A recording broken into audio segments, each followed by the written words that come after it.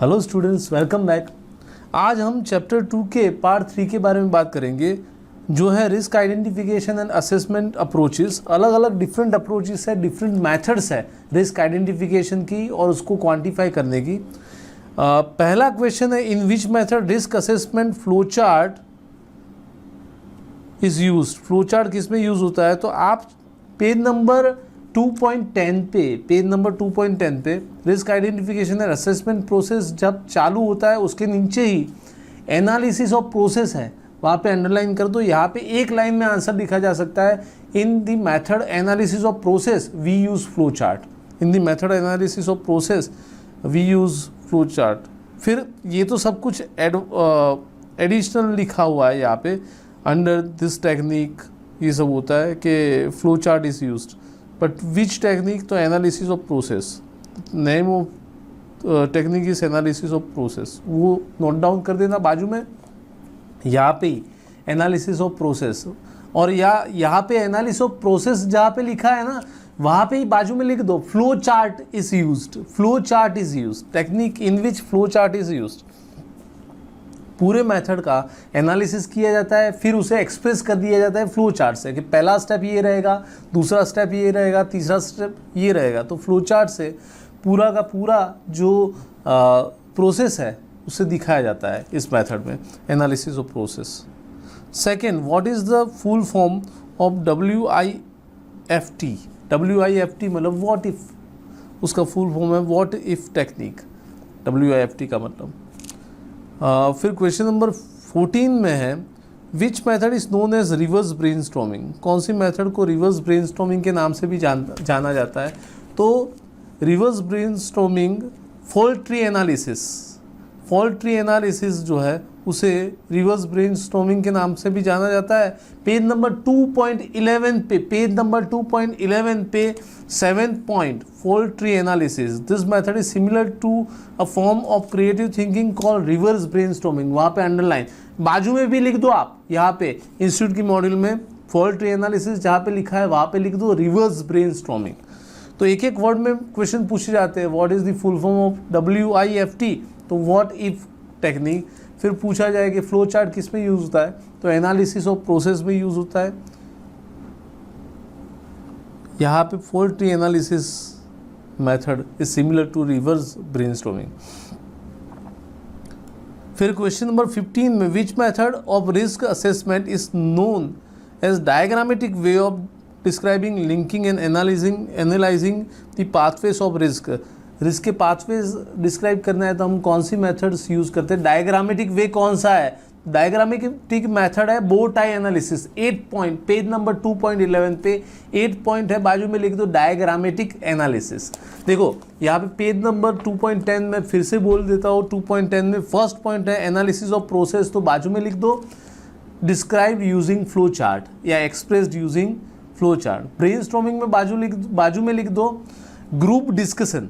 Group discussion brainstorming में क्या होता है? देखो, एक आदमी जितना सोच सकता है उससे बहुत से आदमी अगर सोचे तो वो जो डिसीजन आएगा, जो आइडेंटिफिकेशन ऑफ रिस्क होगा वो बहुत ज़्यादा अच्छा होगा। तो ब्रेनस्टॉर्मिंग में क्या होता है, पूरे ग्रुप ऑफ पीपल्स इकट्ठा होते हैं, जो भी ऑर्गेनाइजेशन के साथ जुड़े हुए हैं वो सभी अपनी अपनी राय देते हैं ब्रेनस्टॉर्मिंग में। फिर उसके बाद वाला मेथड है ब्रेनस्टॉर्मिंग, बाजू में लिख दो group discussion. In short, questionnaires and interview नाम से पता चलता है कि क्वेश्चनरी एंड इंटरव्यूज रखे जाते हैं और उसके आधार पर रिस्क को आइडेंटिफाई किया जाता है। देन चेकलिस्ट, ये बहुत ही बेसिक मेथड है। चेकलिस्ट जो है वो डॉक्यूमेंटेशन ऑफ डिफरेंट रिस्क आप लिखे जाते हैं, कौन कौन से रिस्क हो सकते हैं हमारी प्रोसेस में। देन व्हाट इफ टेक्निक, ये होगा तो क्या होगा, ये होगा तो क्या होगा, very similar to scenario analysis.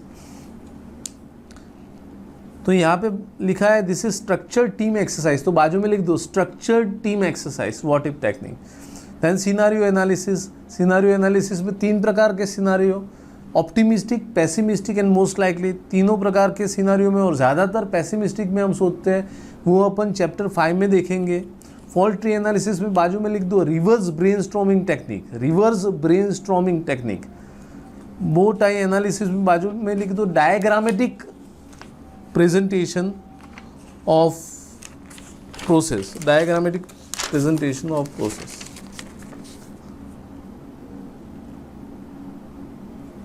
फिर 9th है डायरेक्ट ऑब्जर्वेशन, सीधा, और ये कहाँ पे किया जाता है तो बाजू में लिख दो मेनली यूज्ड इन, बाजू में लिख दो mainly used by workplace health and safety professionals, by workplace health and safety professionals during inspections and audit.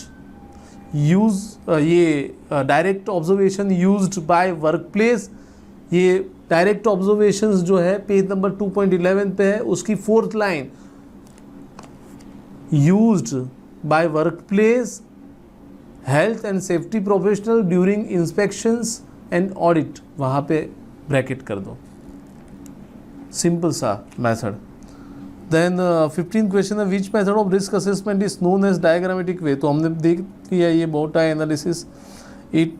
Then 16th question है which method of risk assessment is used by workshop, तो ये direct observation. Which method, एक एक line में इस प्रकार से उल्टा भी पूछ सकते हैं, हमने इसीलिए बाजू में हम लिख दे, तो इसमें डायरेक्ट ऑब्जर्वेशन में लिख ले work used by workplace health and safety professionals during inspections and audits.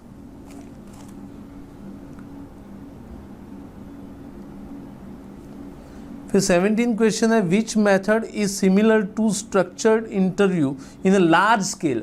अकेला स्ट्रक्चर्ड इंटरव्यू तो questionnaires and interview method, but ये लार्ज स्केल में है तो इसे सर्वेस बोलेंगे। लार्ज स्केल में है मतलब बहुत ज़्यादा लोगों तक पहुंचना है तो surveys. It is similar to structured interviews but involves larger number of peoples, तो बाजू में लिख सकते हो structured interviews in large scale, structured interviews in large scale. Workshops जो है वो वहाँ पे जाके आप आइडेंटिफाई कर सकते हो कि कौन कौन से रिस्क है अपने। कंपैरिजन विद अदर ऑर्गेनाइजेशन, तो बेंच मार्किंग बाजू में लिख दो, कंपैरिजन विद अदर ऑर्गेनाइजेशन जहाँ पे टाइटल लिखा है वहाँ पे बाजू में लिख लो बेंच मार्किंग। किसी आपके कंपटीटर ने एक क्वालिटी अगर अपनी प्रोडक्ट की एक क्वालिटी बनाई है तो वो आपके लिए बेंचमार्क है, और उस बेंचमार्क तक आपको पहुंचने में कौन कौन सी चीज़ें बाधा दे रही है वो रिस्क आइडेंटिफाई हो जाएंगे आपके लिए। तो benchmarking is also a technique method of benchmarking. तो बेंचमार्किंग यूज होती है comparing one's own organisation with competitors. तो यहाँ पे कंपैरिजन विद अदर ऑर्गेनाइजेशन के सामने लिखने का है benchmarking. Stakeholders analysis, stakeholders मतलब जितने भी ऑर्गेनाइजेशन से जुड़े हो उनका analysis. Working groups and corporate knowledge, तो कॉर्पोरेट नॉलेज कितने प्रकार का होता है वो यहाँ पे क्वेश्चन नंबर 19 में पूछा है। What kind of knowledge are included in corporate knowledge, तो 3 प्रकार का, एक्सपीरियंशियल, डॉक्यूमेंटेड, लेसन्स लर्न, जो पहले एक्सपीरियंस हो चुका है। तो 3 प्रकार का कॉर्पोरेट नॉलेज होगा। तो ये यहाँ तक अपन एक बार फिर से मैंने लिखवाया है बट फिर से मैं एक बार बता देता हूँ। पेज नंबर 2.10 से स्टार्ट होता है। Risk identification and assessment approach is very most important. Analysis of process में बाजू में आपको नोट डाउन कर देना है using flow chart. Flow chart is used, flow chart use होता है। ब्रेनस्टॉर्मिंग में बाजू में लिखना है ग्रुप एक्सरसाइज। हाँ, ग्रुप एक्सरसाइज, पूरे ऑर्गेनाइजेशन से जुड़े हुए जितने भी लोग हैं वो यहाँ पे पार्टिसिपेट करते हैं और अपनी अपनी राय देते हैं ब्रेनस्टॉर्मिंग में, आइडेंटिफाई करते हैं रिस्क को। Questionnaire and interview, structured interviews बाजू में लिख सकते हो। Checklist, documentation of all the risk, बाजू में लिख दो documentation of all the risk. What if technique, what if technique में मतलब WIFT का फुल फॉर्म पूछ सकते हैं, तो व्हाट इफ टेक्निक मतलब ये kind of structured team exercise, बाजू में लिख दो स्ट्रक्चर्ड टीम एक्सरसाइज। एक वर्ड में अगर तुमको पूछे तो तुमको आना चाहिए structured team exercise. Then scenario analysis, अलग अलग प्रकार के सिनारियो में अपना ऑर्गेनाइजेशन कैसे सर्वाइव करेगा, कैसे वर्क करेगा, कैसे आगे आएगा, ये सिनारियो एनालिसिस में सोचा जाता है। Fault tree analysis, reverse brainstorming, यहाँ पे नीचे लिख लो इसके बाजू में ही reverse brainstorming technique. Bow tie analysis, diagrammatic approach, diagrammatic approach.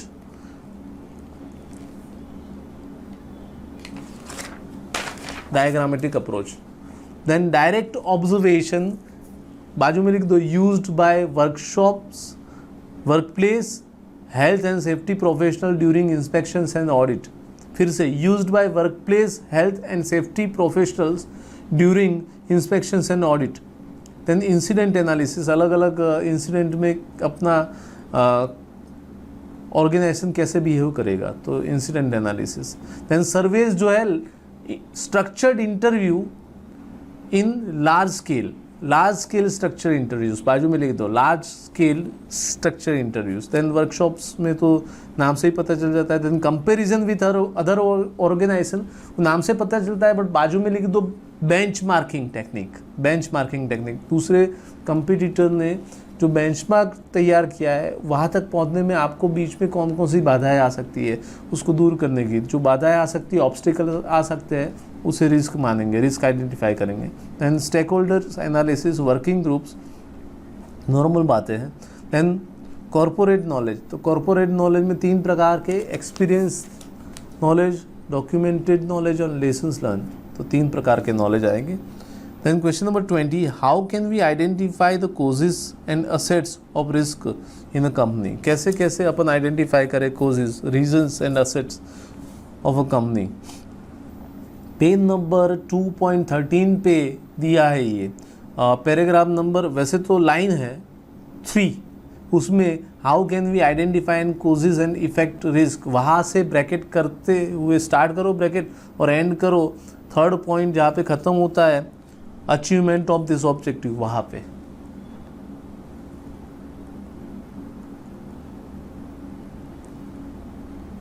कम इंपॉर्टेंट क्वेश्चन है बट फिर भी ये कर देने का। Questions to be asked for risk identification, risk identification करना है तो कौन कौन से क्वेश्चंस पूछे जाने चाहिए, बहुत इंपॉर्टेंट क्वेश्चन, क्योंकि which one of the following question to be asked when we have to identify risk, तो इसमें ये क्वेश्चन पूछा जाता है। ये क्वेश्चन में ऐसा है कि फर्स्ट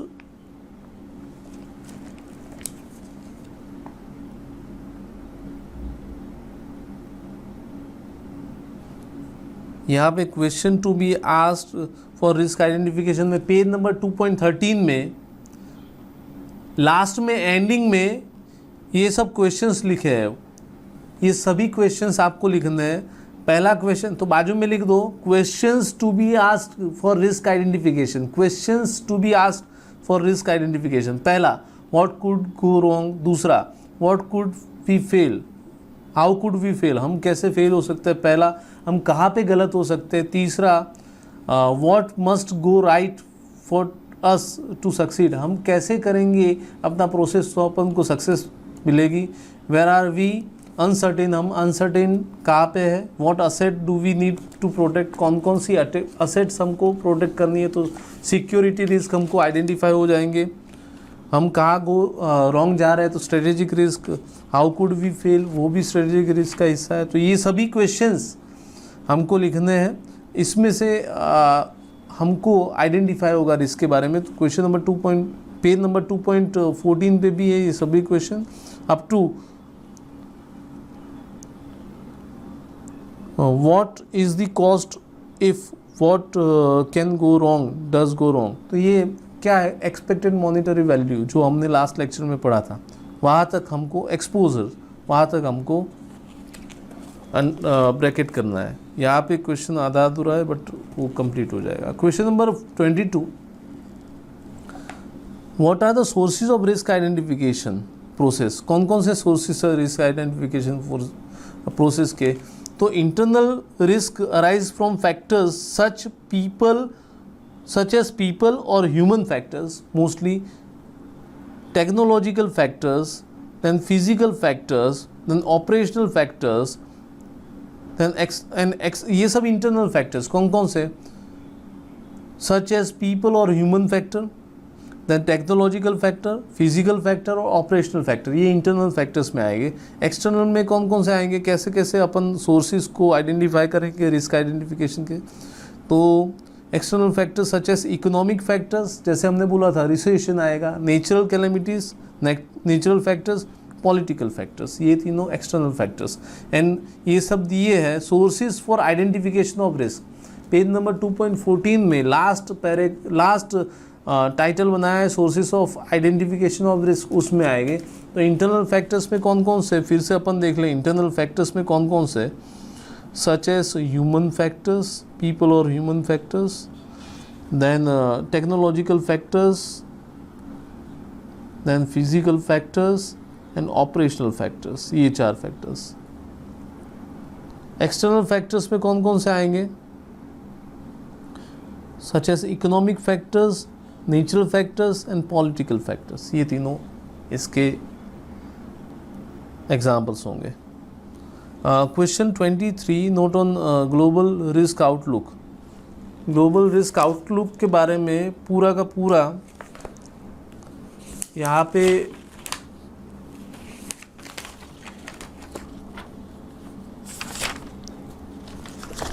पेज नंबर 2.18 पे है, ये तो मैंने खाली शॉर्ट में लिखा है, बट पेज नंबर 2.18 में है, डिटेल में दिया है, और ये शॉर्ट नोट है पूरा global risk outlook.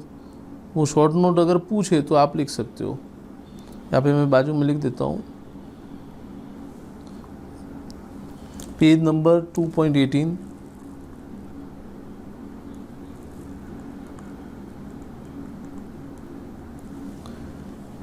Global risk outlook ऐसा लिखा ही है।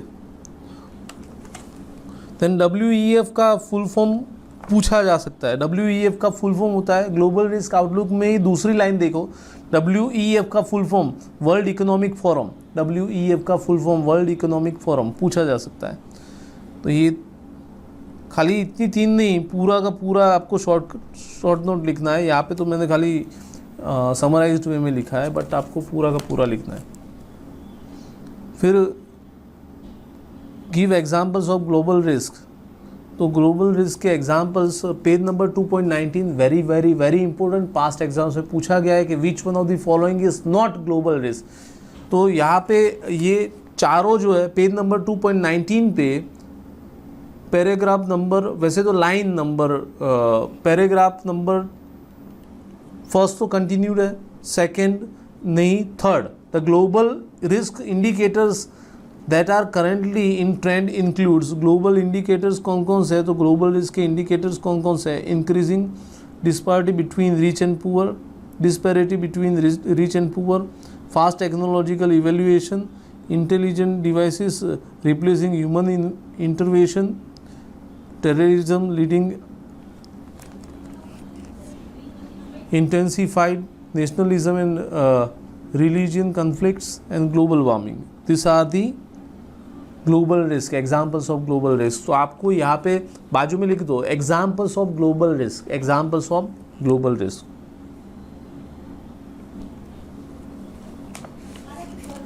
फिर question number 25, full form of, अलग अलग फुल फॉर्म आपको पूछे तो आपको ये पेस्टल का सभी फुल फॉर्म आपको पूछे, STEP का ये सभी फुल फॉर्म आपको यहाँ पे ETPS, FTPS नहीं,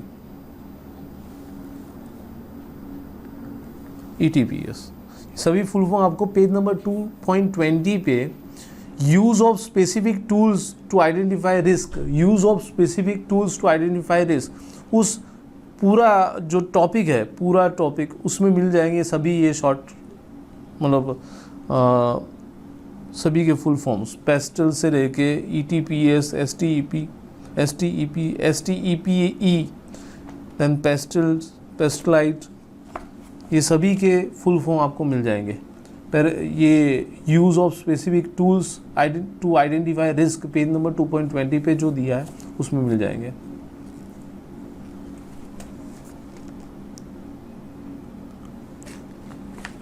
फिर यहाँ पे लिखा है note on risk treatment options. Risk treatment options यहाँ पे पूरा नहीं लिखा है रिस्क ट्रीटमेंट ऑप्शन के बारे में, बट हम अगर बोले तो रिस्क ट्रीटमेंट के 4 ऑप्शंस है।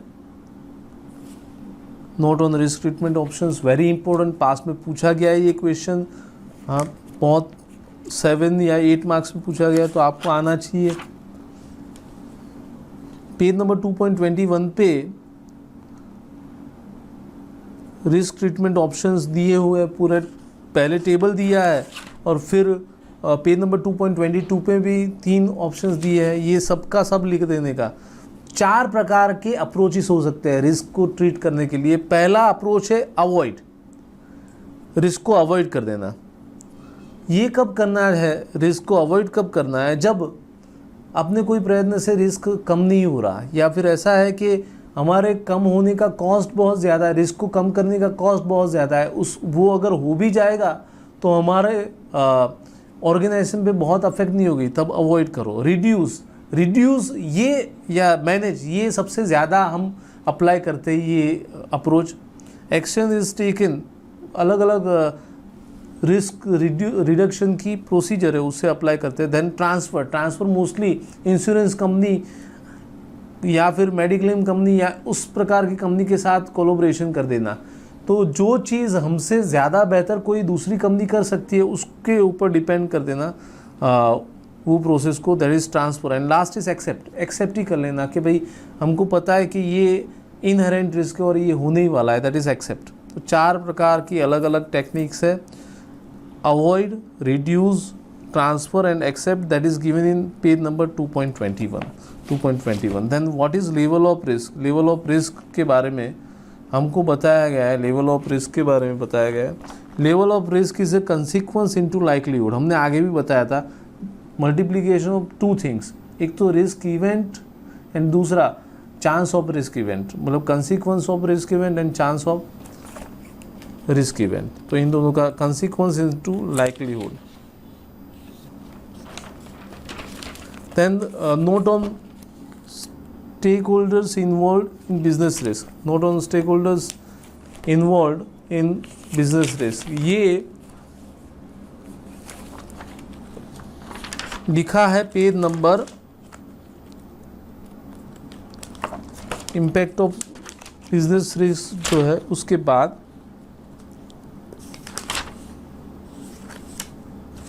पेज नंबर 2.26 पे identify and assess the impact upon the stakeholders involved in business risk। ये पूरा शॉर्ट नोट कम इम्पोर्टेंट है बट फिर भी लिखेंगे up to what, up to page number 2.28 पे रिस्क एनालिसिस जो टाइटल है वहाँ तक पूरा लिखेंगे। तो this is end of part 3 of this chapter. Now we will move on part 4। If you like this video, share it with your friends. Subscribe to our YouTube channel to watch more such videos and learn from our expert faculty members. Press the bell icon to get regular notifications whenever we upload a new video. Download NDI mobile app to get complete CA course online. We value your support. Thank you for watching.